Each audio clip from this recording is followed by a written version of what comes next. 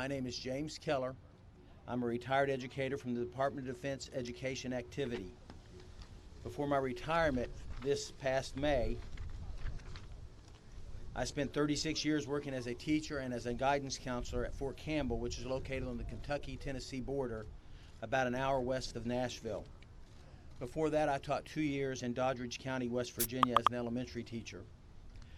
Most of my time at Fort Campbell was spent teaching 7th grade math at Wasson Middle School. In 2017, Wasson was closed and the students at that school were consolidated into the other middle school at Fort Campbell, Mahaffey Middle School, nearly doubling the number of students enrolled at the school.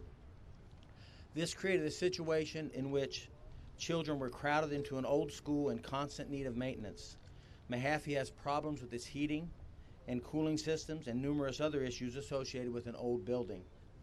Many classrooms suffer from either extreme heat or extreme cold, depending upon the time of the year and the condition of the HVAC system in that part of the building. Students are stuffed into classrooms that are overcrowded because they were not designed to accommodate the numbers of students assigned to them. A large section of the library is being used as a cafeteria, making it non-functional as a library for up to 2 hours a day. At the time this arrangement began, in the fall of 2017, we were told it was to be a temporary situation, lasting just a couple of years while the former high school at Fort Campbell was renovated into a new middle school. Students are now in the 3rd year of that arrangement, and there is no end in sight. DODEA is now planning to bring in portable housing to be used as classrooms due to the severe crowding issues. The funding that was taken away from Mahaffey to fund Donald Trump's border wall is needed right now to fix the situation. The students and educators at Mahaffey cannot wait another year for funding, and they should not have to. The funds have been appropriated to fix this situation.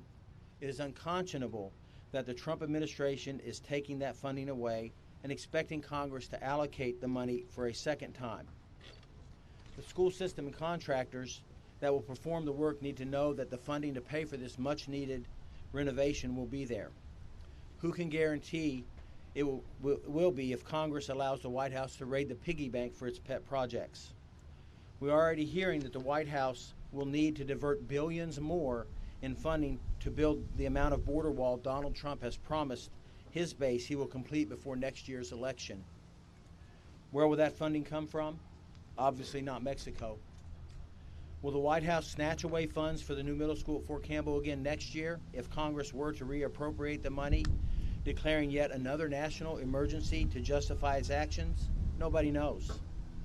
This uncertainty makes it very difficult to begin work on a new school and impossible to know when that new school will be available to relieve the overcrowded, unsafe conditions Fort Campbell Middle School students now endure. The students at Fort Campbell deserve better.